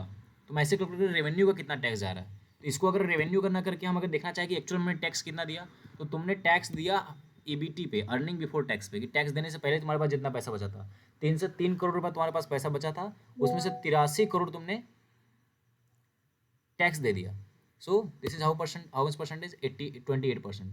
और तुम देखो तो 28% to 30% के आसपास ही जो है वो रहता है, कॉर्पोरेट टैक्स रहता है ना। और परफॉर्मेंस पे इस पर वो बढ़ता रहता है अगर ज़्यादा रेवेन्यू हो तो। बट ये कॉर्पोरेट टैक्स देखो ऐसा लिया हुआ है, 2019 में 20 में इसने 28% टैक्स दिया है, 21 में इसने 30% टैक्स दिया है। तो टैक्स हमेशा अर्निंग जो हमारे पास पैसा आता है उस पर कैलकुलेट होता है ना, ठीक है। For the revision, vertical analysis क्या होता है, हम we see everything as a percentage of revenue, है ना। और एज ए परसेंटेज देखते हैं कि परसेंटेज में कैसे, और वर्टिकल का मतलब ऊपर से नीचे आ रहा है कि COGS कितना है रेवेन्यू, उसका रेवेन्यू का, है ना। ग्रॉस मार्जिन कैसे है, कितना है, एबिटा कितने परसेंट कितना है। लेकिन एबिटा कितने परसेंट से ग्रोथ कर रहा है, ये निकालने के लिए हमें क्या करना पड़ेगा, हमें हॉरिजॉन्टल एनालिसिस करना पड़ेगा। Is equals to this divided by this -1, जो आता है 0.26। इसको हम अल्टर HP करेंगे तो ये हो जाएगा कंट्रोल, चेंज हो जाएगा उसमें, है ना। कैलकुलेट भी करना चाहो तो देखो 360 क्या क्या 360 जो है, 360 का 27% कितना आ रहा है, 360 का 27% देखो कितना आ रहा है। अच्छा यहाँ पे इसको लगा के करना चाहिए,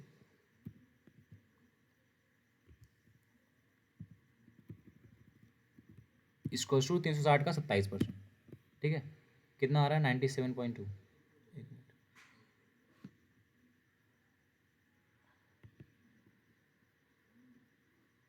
अच्छा ग्रोथ निकाला है उन्होंने, हमने ग्रोथ निकाला ना, सॉरी ग्रोथ निकाला है तो हमें प्लस करना 1 प्लस करना होता है ना, यानी एक मिनट F2 रीनेम किया हमने किया 360 में 27% ऐड करना है, तो 360 का 127% निकालना पड़ता है, बेसिक मैथमेटिक्स है ना, या 360 इंटू 1 प्लस करना पड़ता है, 360 इंटू 1 प्लस 27%, ये है ना, लेकिन ये परसेंटेज में आ गया, इसको परसेंटेज से हटाना पड़ता है, ठीक है, या तो सीधे हम निकाल सकते हैं उसका 127%।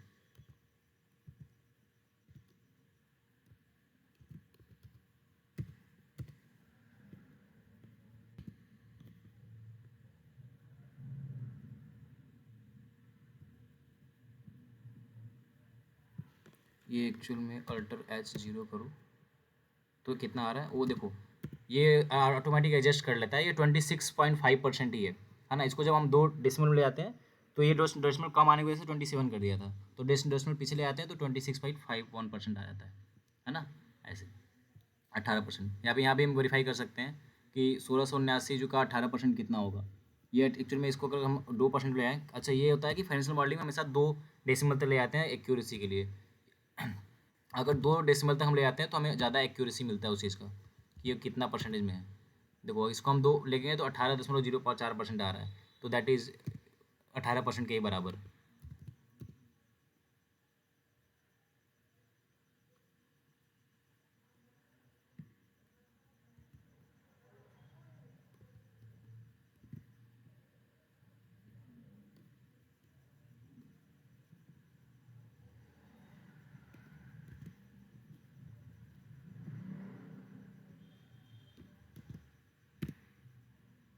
देखो आया ना, हमने क्या किया 1981 यहाँ भी है, 1981 यहाँ भी है। हमें अगर चेक करना वेरीफाई करना है हमें, यहाँ से हम ये कर सकते हैं। देखो इक्वल्स टू दिस नंबर 1679 का मल्टीप्लाई करो किसमें 1 प्लस, क्योंकि 100 करते हैं ना, 1 ज़्यादा बढ़ रहा है तो 1 प्लस करना होता है, 1 प्लस 18.04%। 1979 का 18.04% कितना होगा, तो बता दिया 1981 करो, दैट इज़ करेक्ट। 1981 तो 8 9 आ गया। तो ऐसे भी वेरीफाई कर सकते हैं। यहाँ पे भी देखो, अगर मैं ये हॉरिजॉन्टल एनालिसिस बता रहे हैं कि हमने सिर्फ वर्टिकल किया है, तो बगल में हॉरिजॉन्टल एनालिसिस भी कर सकते हो, है ना। ग्रोथ, हर एक चीज़ का ग्रोथ देख सकते हो एनालाइज करने के लिए, है ना।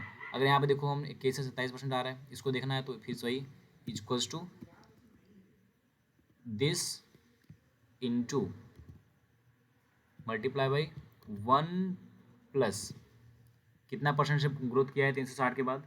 360 के बाद जो है, अच्छा ये तो निकालना पड़ेगा ना, पहले निकालना पड़ेगा ना कितने उससे ग्रोथ किया है, वो तो रेवेन्यू था। चलो निकालने के लिए क्या करेंगे, equals to this divided bye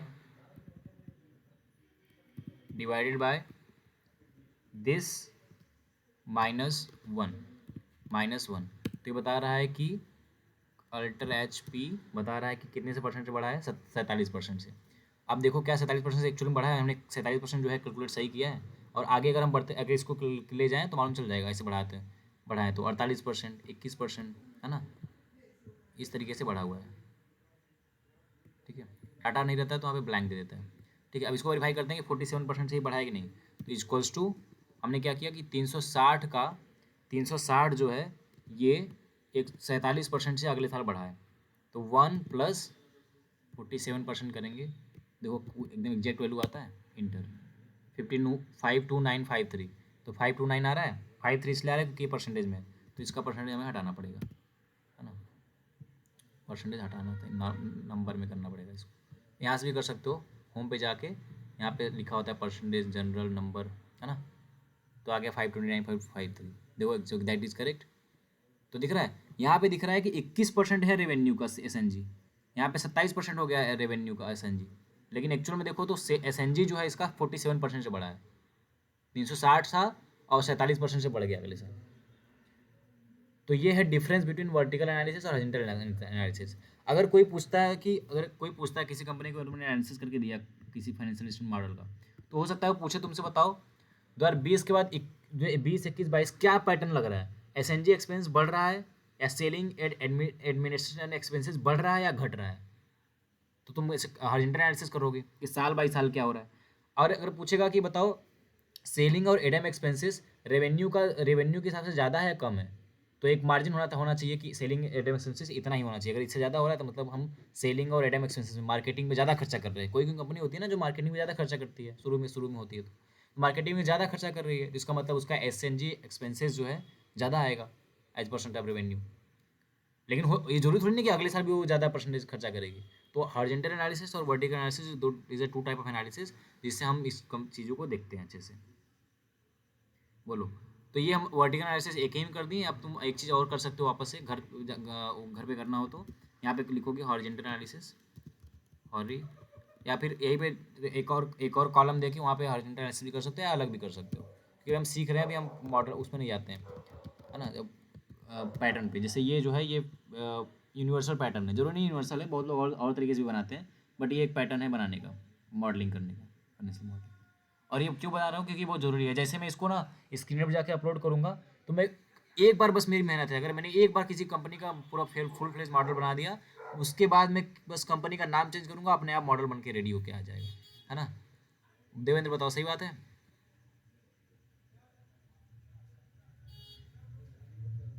हाँ देखा, उसने देवेंद्र ने भी ट्राई भी किया था आज, कि उसने एक मॉडल बनाया जो अभी तुम लोगों ने बता के भी देता हूँ, चलो एक चीज़ बता देता हूँ अच्छे से, ताकि तुम लोगों को सुकून लगे कि इतना मेहनत कर रहे हैं तो इसका कोई बेनिफिट होगा कि नहीं होगा, ठीक है। अच्छा, पहले बता देता हूँ। हॉरिजॉन्टल एनालिसिस के लिए सेम यही चीज़ जो है, ये सब चीज़ कॉपी कर लेना, रेवेन्यू कॉपी कर लेना, वापस से वो लिखने की जरूरत नहीं है। जैसे ये रेवेन्यू होता है, रेवेन्यू, है ना, रेवेन्यू कॉपी कर लेना, COGS कॉपी कर लेना, फिर उसके बाद ग्रॉस प्रॉफिट कॉपी कर लेना, ग्रॉस प्रॉफिट कॉपी कर लेना, फिर उसके बाद यहाँ पे ईयर लिख लेना, ठीक है। जैसे भी 2020, अगले साल 2021, अगले साल 2022, ऐसे करके फिर 5 साल का हॉरिजॉन्टल एनालिसिस कर लेना, और देखना क्या हो रहा है ना, ग्रोथ में, ठीक है। यहाँ पे लिख देना रेवेन्यू ग्रोथ, ऐसे। वैसे सबका ग्रोथ नहीं कैलकुलेट होता है, COGS का ग्रोथ कैलकुलेट करने का कोई फ़ायदा नहीं है, but we are learning phase, तो हम बता रहे हैं कि हॉरिजॉन्टल एनालिसिस करना हुआ तो ऐसे करते हैं। करने के लिए क्या करना होता है, प्रेजेंट जो अभी का हमारा अमाउंट है उसको डिवाइड करते हैं उसके पहले वाले अमाउंट से, और -1 कर देते हैं। बेसिक मैथमेटिक्स, है ना। ये है हमारा हॉरिजॉन्टल एनालिसिस और वर्टिकल एनालिसिस, ठीक है। अब एक चीज़ बताता हूँ, देखो, अब देखो ये हमने बनाया है PNG जिलेट इंडिया का, मैं इसको Ctrl+S किया, सेव हो गया। इसके बाद हम क्या करते हैं, देखो क्या करेंगे, हमने किसका बनाया, देखो जिलेट इंडिया बनाया, साफ साफ दिख रहा है जिलेट इंडिया का, ठीक है, जिलेट इंडिया का। अभी हम पिक्चर हटा देते हैं, एक काम करते हैं, इस पिक्चर को हटा देते हैं और इसे समझाएंगे। यहाँ पे मैं इसको टूल ले लेता हूँ और जाके डाटा सीट में कंपनी, जिस कंपनी का मैं डाटा लेके चल रहा हूँ, किसका कंपनी का है, कंपनी नेम क्या है, जिलेट इंडिया, मैंने इसको लिंक कर दिया, ठीक है। अब देखो Ctrl+B कर दिया और इसको जो है हमने बढ़ा दिया, चलो मैंने इसको जिलेट इंडिया Ctrl+Z कर दिया, इसको हम बीच में कर देते हैं, या तो इसको हम यहाँ से ऐसे जाएंगे, Alt+H दबाएंगे, और इसके बाद हम क्या करेंगे, मर्ज एंड सेंटर कर देंगे, तो आ जाएगा बीच में जिलेट इंडिया। अब ये चीज़ हमारा फालतू पड़ा है, तो इसको क्या करते हैं, यहाँ पे डिलीट मार देते हैं, ठीक है। यहाँ से हम ऐसे करेंगे, डिलीट कर देंगे, तो ये हमारा ऊपर चला जाएगा, ठीक है। चलो ये हमारा बन गया। अब क्या करते हैं, इसको हम Ctrl+S कर दिया, सेव कर दिया। अब देखो एक जादू, देखो क्या होता है, जैसे हम गए, ये हमने सेव कर लिया, उसके बाद हम गए क्रोम पे, खुल जा, जस्ट देखो ये क्रोम खुला। अब हम क्या करेंगे, यहाँ प्लस पे जाएंगे, यहाँ पे लिखेंगे स्क्रीनर लिखने के बाद स्लैश दबाएंगे और लिखेंगे एक्सेल। जैसे हम एक्सेल लिखते हैं तो ये कैलकुलेटर आ जाएगा। अब देखो बोल रहा है अपलोड कस्टमाइज्ड फाइल, अगर आपने कस्टमाइज कोई फाइल कर लिया है तो उसको यहाँ पे अपलोड करो। तो जो मैंने क्या किया, जिलेट का फाइल बनाया है, मैं जिलेट इंडिया का, आई थिंक ये वाला, इसको मैं ओपन कर दिया, ठीक है। अब मैं यहाँ पे अपलोड कर दिया, ठीक है, जिलेट इंडिया यहाँ था ना, हाँ, अपलोड कर दिया, देखो अपलोड हो गया। अब क्या बोल रहा है, एक्सेल कस्टमाइजेशन सेव्ड। अब यहाँ पे कोई भी कंपनी का नाम बताओ अपने मन से, बताओ कौन सी कंपनी,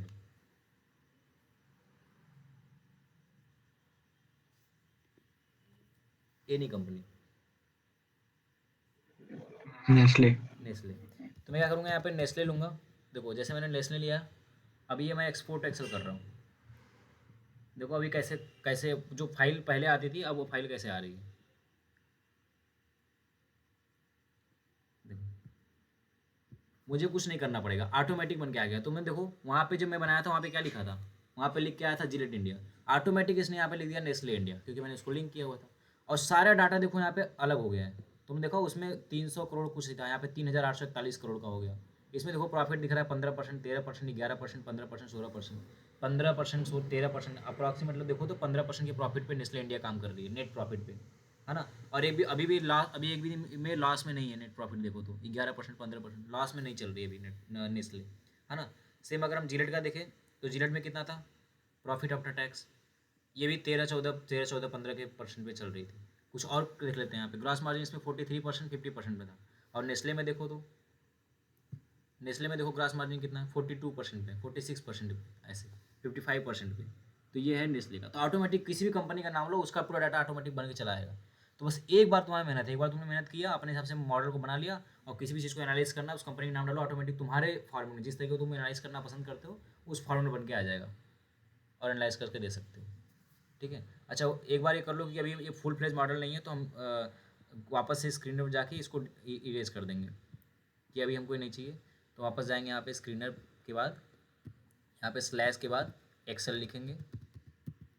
जब ये खुलेगा तो यहाँ पे हम रिसेट कस्टमाइजेशन कर देंगे कि हमारा जो अभी था, जो कुछ हमने किया उसको रिसेट कर दो, अभी हमें नहीं चाहिए। ठीक है, तो ये हो जाएगा। चलो आज के लिए फिर यही है कि घर जाके इसको ट्राई करना कि वर्टिकल एनालिसिस और हॉरिजॉन्टल एनालिसिस करके आना कल, है ना। अभी तक में कोई डाउट आया? अभी तक मैंने इतना ही सीखा था, इतना बताया। आगे तुम लोग भी कुछ नया सीख के आओगे तो तुम लोग भी बताओगे मुझे और हम सबको, तो और अच्छा लगेगा, है ना। कल का डाउट था कुछ, या आज का डाउट है? वही अदर एक्सपेंसेस और इनकम का क्या करना है? क्या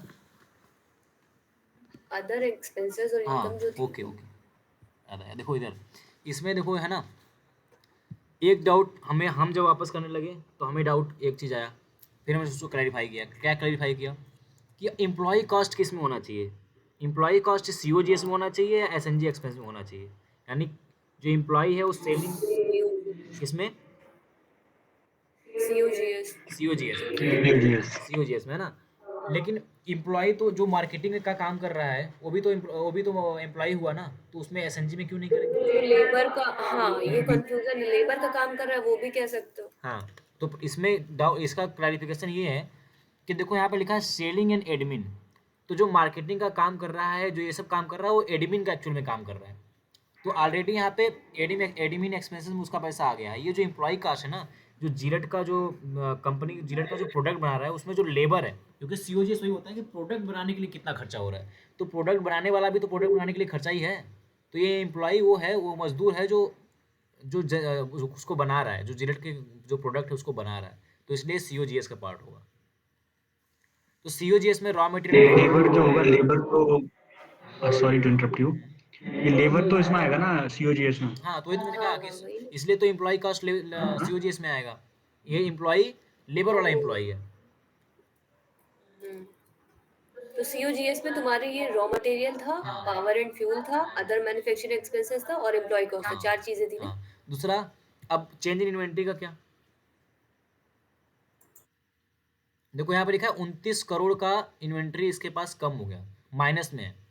इसका मतलब ये है कि ये चेंज इन इन्वेंट्री है। देखो क्या होता है, इक्वल्स टू, देखो ये मैं बताता हूँ क्या होता है। इसमें अच्छा करना नहीं चाहिए, इसे यहाँ पे आते हैं।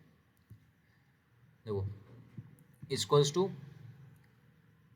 एक्सपेंसेस, है ना। हमने जो भी एक्सपेंस कर रहे हैं प्रोडक्ट को बनाने में, सॉरी एक्सपेंसेस मत लिखो, अभी वो लिखो opening stock is like inventory, है ना। ओपनिंग स्टॉक, जब हमारा साल स्टार्ट हुआ तो हमारे पास 500 करोड़ का माल बचा हुआ था, बोलो सही बात है। तो मैंने बचा था 500 का माल, उसके बाद प्लस, तो 500 का माल बचा है। तो ये 500 का माल जो बचा है इसको हम COGS में क्यों लिखे? ये तो अगले साल ही पिछले साल ही कैलकुलेट हो चुका होगा ना। जब हमने माल बनाया तो पिछले साल ही कैलकुलेट हो चुका होगा ना। और हमने कुछ एक्सपेंस, अब हमने जो इस बार हमने जो माल बनाया वो एक्सपेंस में हो जाएगा। हमको देखो एक साल में हमारे बताया कि 1000 करोड़ का माल बिकता है, 500 करोड़ का माल पहले साल से नहीं बिका था, वो बचा हुआ है। इस बार हमने 300 इस बार हमने क्या किया, हमको 1000 करोड़ का माल बेचना होता है, 500 करोड़ का माल पिछले साल नहीं बेचा था, बचा हुआ है। तो हमने क्या किया, इस बार हमने सोचा कि नहीं यार, मैं ग्रोथ भी तो करता हूँ, पिछले साल 1000 करोड़ का से बेचा था या 900 करोड़ का बेचा था, थोड़ा लॉस हो गया था, लेकिन इस बार मैं 1200 करोड़ का बेच लूँगा। तो हमने क्या किया, 500 करोड़ पहले का बचा हुआ था, हमने क्या किया 700 करोड़ जो है 700 करोड़ का माल और बनवा लिया। तो 700 करोड़ अब हमारे पास कितने का स्टॉक हो गया, 1200 करोड़ का। लेकिन हमारा इस बार भी कितने का बिचा, 1100 करोड़ का ही बिका। तो इसका मतलब हमारे पास क्लोजिंग स्टॉक बच जाएगा, हमारे पास क्लोजिंग स्टॉक बच जाएगा। क्लोजिंग स्टॉक का मतलब क्या हो गया, क्लोजिंग स्टॉक यानी अब कितना बचा क्लोजिंग स्टॉक, 1000 करोड़ का। ठीक है, इसको छुड़ा दो।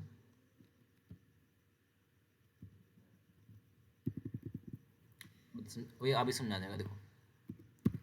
हाँ, तो मैं कह रहा था 500 रुपया लिख चलते हैं, सिंपल करोड़ के। 500 रुपया का माल पहले बचा हुआ था बेचने के लिए, ठीक है, 500 का माल बचा हुआ था बेचने के लिए, नहीं बिकाया। हमने पता था कि हम 1200 का माल बेचेंगे, 700 का माल हमने बनवा दिया, और है ना, हमने 700 का माल बनवा दिया। फिर हमने क्या किया, तो हमने कितने बेचा, 1000 का ही माल बेचा, 1100 का ही बेचा। तो हमारे पास 100 रुपये का माल जो है बच गया। ठीक है, 100 रुपये का हमारा माल जो है हमारे पास बच गया। ये परसेंटेज में क्यों है, इसको नंबर करो पहले।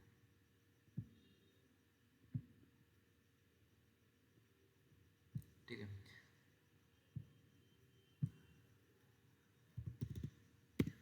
700 का और 100 का।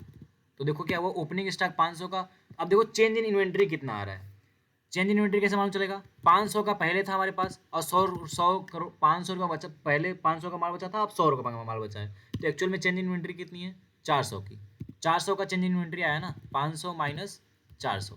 अब देखो ये जो 500 माइनस 100, सॉरी 500 माइनस 100, 500 का माल पहले बचा हुआ था, जो हमने 700 का और बनाया, टोटल 1200 का माल हो गया, उसमें से 1100 माल बेच दिया हमने, 100 रुपये का माल बचा। तो एक्चुअल में COGS तो हमें सिर्फ इस साल में सिर्फ 700 रुपये का ही लगा ना।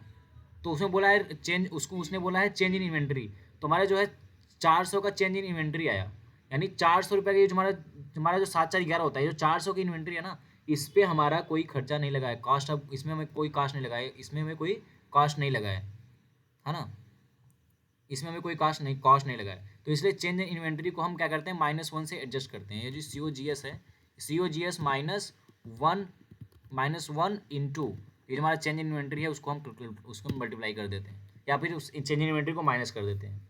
ठीक है, हो सकता है उसने टोटल दिखा दिया 1200 का, तो 1200 का हमने COGS लिखा है, लेकिन उसमें से हम चेंज इन इन्वेंट्री जो है 400 का वो माइनस कर देंगे, है ना, इक्वल्स टू ये जो हमारा 1200 का हमने माल बनवाया था, उसमें से 400 को हम माइनस कर देंगे, चेंज इन इन्वेंट्री माइनस कर देंगे, तो हमें मिल जाएगा 800, है ना। इट मींस COGS 800 पे लगा है ओनली। 500 का ओपनिंग स्टॉक था, 100 रुपये क्लोजिंग स्टॉक है, 700 रुपये का हमने बनवाया था, 712, अच्छा 1300 हो गया ना। हाँ, 1300 का हमने माल टोटल बनवाया था, और हमने कितना ही 1100 का ही बचा, तो ये हमारे पास 800 रुपये का ये आया हमारा टोटल। तो हमें उसको कैलकुलेट करना होगा, इसलिए हम उसको कैलकुलेट करते हैं, किसको, ये जो हमारा चेंज इन स्टॉक है। ठीक है, फॉर एग्जांपल इसमें मैं दिखाया हूँ, जस्ट एक मिनट, यहाँ पे COGS ना, देखो COGS फॉर्मूला दिख रहा है, इसमें लिख रहा है डाटा सीट B18 20 से B22 तक, ठीक है, और -1 into data sheet B19 control, फिर ब्रैकेट खोला, मजला ब्रैकेट, तो दिख रहा है कि उसने बोला रॉ मटेरियल को ऐड करो, पावर एंड फ्यूल को ऐड करो, अदर मैन्युफैक्चरिंग ऐड करो, एम्प्लॉय कॉस्ट को ऐड करो, -1 इंटू चेंज इन इन्वेंट्री, कि इन्वेंट्री में जो हमारा चेंज हो रहा है उसको एडजस्ट करो। तो चेंज इन इन्वेंट्री को हमको एडजस्ट करना पड़ेगा। ठीक है, हमारे पास इन्वेंट्री 333 करोड़ की पड़ी हुई है, चेंज इन इन्वेंट्री है, मतलब 100 रुपये का बच गया है और 500 का पहले बचा हुआ था, तो चेंज इन इन्वेंट्री को हमको मैनेज करना, उसको एडजस्ट करना पड़ेगा। तो एक्चुअल में हमको माइनस करना पड़ता है, लेकिन तुम लोग की तरह माइनस करना पड़ता है, तो वहाँ पे 1+ क्यों किया, 1+ इसलिए किया क्योंकि देखो चेंज इन इन्वेंट्री ना, चेंज इन इन्वेंट्री कभी माइनस में हो सकती है, प्लस में हो सकती है। फॉर एग्जाम्पल देखो यहाँ पे माइनस में दिख रहा है, -2231, हो सकता है कि हमारे पास पिछले साल 500 का ही बचा था, इस बार 700 का माल बच गया, तुम्हारा इन्वेंट्री कहाँ चला जाएगा, माइनस में चला जाएगा ना, कि हमने ज़्यादा इन्वेंट्री बना ली है। तो इसलिए 1 से मल्टीप्लाई कर देंगे ताकि वो माइनस+ एडजस्ट हो जाए, इसलिए 1 से मल्टीप्लाई करते हैं। थोड़ा थोड़ा क्लियर होगा, आई नो कि पूरा अच्छे से क्लियर नहीं होगा, लेकिन थोड़ा थोड़ा समझ में आया। हाँ मौर्य। तो बस और तो कोई डाउट नहीं था।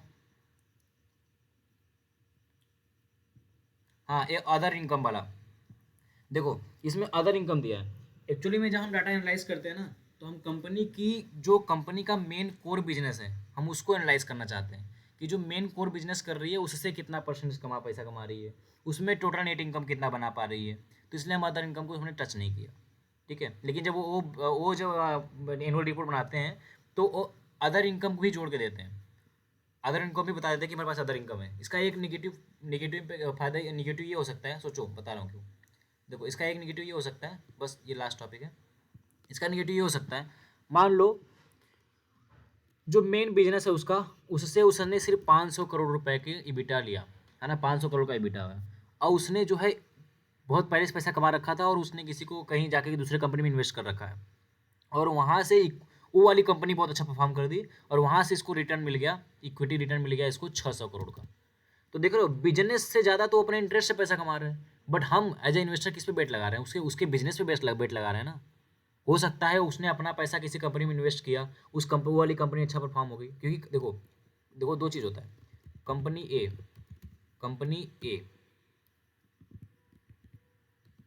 ए दूसरा है कंपनी बी। अब क्या हुआ, कंपनी ए ने पिछले साल 300 करोड़ का पैसा कमाया। अब ये चाहेगी तो 300 करोड़ की, अगर इस पे कंपनी को अपने कंपनी पे विश्वास है, तो 300 करोड़ में से 200 करोड़ रुपया, नेट प्रॉफिट की बात कर रहा हूँ, 200 करोड़ रुपया अपने ही बिजनेस में वापस लगा दिया। ये कर सकता है क्योंकि बिजनेस अच्छा चल रहा है। या हो सकता है 300 करोड़ में से इसने 250 करोड़ रुपया वापस इन्वेस्टर को दे दिए, क्योंकि उसे पता चलेगा इसका बिजनेस नहीं चल रहा है, बच गया इसके पास 50 करोड़ रुपये। तो 50 करोड़ रुपया उसने जाके किसी और कंपनी में लगा दिया कि मैं क्या करूँगा, तो किसी और कंपनी में लगा दिया। जस्ट फॉर एग्जाम्पल, ऐसा भी एक फ्रॉड केस में हो सकता है ना कि उसने अपना पैसा किसी और कंपनी में लगाया और इस कंपनी ने 50 करोड़ का कमा के उसको 100 करोड़ दे दिया, इस कंपनी ए को 100 करोड़ दे दिया कमा के। अब ये कंपनी ए इन्वेस्टर के पास किसी जाती है, कहती है हमको फंडिंग दे दो, जबकि ये पैसा खुद उसे कंपनी में लगा रही है, बोलेगी फंडिंग दे दो, उसने फंडिंग दे दिया 500 उसका दिखा दे दिया। अब ये क्या दिखाएगा कि 200 करोड़ दिखाएगा कि 50 करोड़ मैंने इस साल प्रॉफिट अपनी कंपनी से प्रॉफिट किया है 50 करोड़ का। फिर दिखा देगा अदर इनकम में 100 करोड़ का कि हम 100 करोड़ कमाए। तो टोटल में अगर हम टोटल एनालाइज करेंगे तो उसका 150 करोड़ का रेवेन्यू हो गया, बट एक्चुअल में इसके बिजनेस से तो 85 करोड़ रुपये आया है ना, और हम वेट लगा रहे हैं इसकी कंपनी ए पे, तो ये पैसा लेके तो चला जाएगा, को लेकर हमारे पास आए नहीं, कैसे आपको देंगे। तो इसलिए जो है ये देखा जाता है, अदर इनकम को थोड़ा सा कम किया जाता है, बट उससे नहीं कि उसको एकदम नेग्लिजिबल किया जाएगा, क्योंकि अदर हो सकता है ना कि अदर इनकम ज़्यादा हो तो कम से कम हमको इक्विटी तो इंटरेस्ट तो दे देगी कंपनी, जिससे उधार लिया है उधार तो दे देगी। मान लो 800 करोड़ रुपया इस बार कमाई है, कम उसको अब 500 करोड़ रुपया उसको उधार लोन वापस करने, 800 करोड़ उसने कमाया और 400 रुपया कहीं अदर इनकम से आ गया, है ना। या मान लो उसको 900 करोड़ रुपये वापस करनी थे इंटरेस्ट को, उसने 800 करोड़ ही कमाया, तो कैसे वापस कर पाता। तो 400 रुपया अदर रेवेन्यू आया तो अच्छा हुआ ना कि उसके पास 1200 करोड़ रुपया हो गया, तो 1200 में से 900% वापस कर पाएगा अच्छे से। तो अदर इनकम होना अच्छी बात है, बट अगर हम बेट लगाते हैं उसके मेन बिजनेस पे, तो हम इसलिए उसके मेन बिजनेस को एनालिसिस करते हैं, है ना। अगर अदर रेवेन्यू को जोड़ना चाहते हो तो यहाँ पे जोड़ सकते हो, कहाँ पे, ग्रॉस प्रॉफिट के बाद, जैसे ग्रॉस प्रॉफिट नहीं, एबिटा के बाद, कि एबिटा निकल गया उसका मेन ऑपरेटिंग इनकम से। अब इसमें हम क्या करेंगे, उसके अदर इनकम को भी जोड़ देंगे, ताकि अब वो अदर इनकम जोड़ दिया एबिटा में, अदर इनकम जुड़ गया, अब उसके बाद जो पैसा आया उसको अब इंटरेस्ट में बांट दो, डिप्रिसिएशन निकाल दो, है ना। अब उसके बाद टैक्स दे दो उसी पैसे से, कोई बात नहीं। तो उस यहाँ पे एबिटा प्लस अदर रेवेन्यू जोड़ सकते हो, बट हम उसके मेन ऑपरेशन को, मेन बिजनेस को देख रहे हैं, इसलिए हमने अदर इनकम को कंसिडर नहीं किया। क्लियर। अदर इनकम के बाद इसी में अदर एक्सपेंसेस लेस भी कर सकते हो, अदर एक्सपेंसेस लेस भी कर सकते हो उसी में से। नहीं, अदर एक्सपेंसेस क्या है, अदर एक्सपेंसेस ये जो है ना, ये जो पैसा है ना, ये अदर एक्सपेंसेस क्या है, ये एसएनजी अदर एक्सपेंसेस भी एसएनजी एक्सपेंस है, यानी ये जो पैसा ये है नहीं, ये जो लिखा है यहाँ पे सेलिंग एंड एडम इसमें ऐड किया है। हाँ, इसमें ऐड करना होता है। जैसे देखो इसमें लिखा है सेलिंग एंड एडम एक्सपेंसेस, बेचने के लिए मार्केटिंग किएगा, एडवर्टाइजिंग करेगा, गाड़ी ट्रक लेके आएगा, बहुत सारे एम्प्लॉय रखेगा, मैनेजर रखेगा, तो ये सब हो गया सेलिंग एंड एडम। और भी चीज़ें सेलिंग में ही अदर एक्सपेंसेस ऐड करना। हाँ, देखो पावर एंड फ्यूल लिखा है, तो जो फैक्ट्री में पावर एंड फ्यूल लग रहा है, तो बिस्किट बनाने के लिए फैक्ट्री जरूरी है, तो वो पावर एंड फ्यूल हो गया। लेकिन जिस ऑफिस में बैठ के काम कर रहा है, तो ऑफिस में बैठ के काम कर रहा है, तो ऑफिस का प्रोडक्ट से क्या लेना देना? ऑफिस में तो बेचने के लिए काम कर रहा है ना, तो ऑफिस की लाइटिंग का पैसा कहाँ से आएगा? तो वो है अदर एक्सपेंसेस। ऑफिस के एसी का, लाइट का पैसा अदर एक्सपेंसेस में जुड़ा गया है, इसीलिए उसको एसएनजी एक्सपेंस जोड़ते हैं। क्लियर? ओके, आज के लिए बस इतना ही है ना। समझ में आ रहा है कैसे चल रहा है सब? अगर ऐसे डिस्कस करेंगे तो अच्छा होता है ना। रोजा कैट, आई थिंक तुम क्लास में कल भी थी, तो तुमने बनाया था कुछ मॉडल? सर नहीं अभी तो नहीं किया है, लेकिन आज फिर ट्राई करते हैं। गुड गुड, हाँ ट्राई करो। Gamer 07, who is gamer 07? Rohit भाई। अच्छा रोहित, हाँ तुम रोहित, अच्छा ठीक है, वेरी गुड। चलो ठीक है, बढ़िया बढ़िया समझ आ रहा है। प्लीज प्लीज हेल्प, हाँ समझ में आ रहा हेल्प है। अगर समझ में आया तो, राइट। कि ऐसे हमारा प्रेजेंट, क्योंकि ना मेन फाइनेंशियल बनाने का कोई बनाने से ज़्यादा है ना, उसको रिप्रेजेंट करना होता है। आगे जब कहीं भी हम लोग जब कहीं जॉब करने जाएंगे ना, तो हमने जो भी चीज़ बनाया है ना, उसको प्रेजेंट करना होता है, जो मैं अभी प्रैक्टिस कर रहा हूँ। बनाने का कोई फ़ायदा नहीं उसको हम बता ना पाए कि सर क्या हुआ, परसेंटेज क्यों घट रहा है, बढ़ रहा है, कैसे प्रेजेंट करेंगे। तो इस हमारा प्रेजेंटेशन भी इंप्रूव हो जा रहा है। और आई वुड लाइक कि सब लोग ऐसे बना बना के लाओ और थोड़ा प्रेजेंट करने की कोशिश करो। भले हम सबको आता है, लेकिन फिर भी बताने की कोशिश करो, है ना। देखो अगर यूट्यूब सीखते तो इतना जल्दी हम वर्टिकल एनालिसिस पे नहीं पहुंच पाते, लेकिन हम डिस्कस करते जा रहे हैं तो जल्दी जल्दी पहुंच जा रहे हैं, है ना। 1 घंटा डिस्कशन, आधा घंटा practice, that's enough.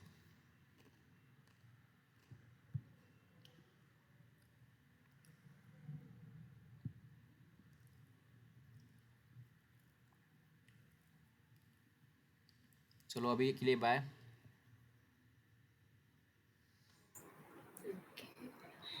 Thank you Maurya, thank you for effort. Abhay कौन है?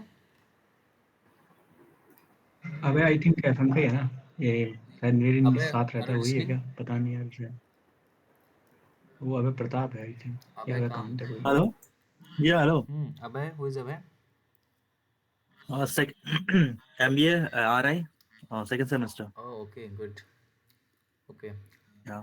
Nice, Yeah, actually it's my first class. Okay. Okay okay, Means nice to have you on board. आप यूट्यूब पे कोई ऐसा I इनकम स्टेटमेंट का video देख लेना एक बार, तो और अच्छे समझ में आएगा, है ना। sorry. यूट्यूब पे इनकम स्टेटमेंट का कोई वीडियो देख लोगे तो और अच्छे समझ में आएगा, और हम लोग के साथ में चलोगे, है ना, मज़ा आएगा फिर। Income student. Okay. Income statement model basic, Okay. या तो Okay. मैंने पीडीएफ भेज रखा है ग्रुप में फिनसाइडेड वाले में, उसको एक बार रीड करोगे ऑटोमेटिक समझ में आ जाएगा। ठीक है, मैं ओके, देखता हूँ। Thank you. Okay, thank you.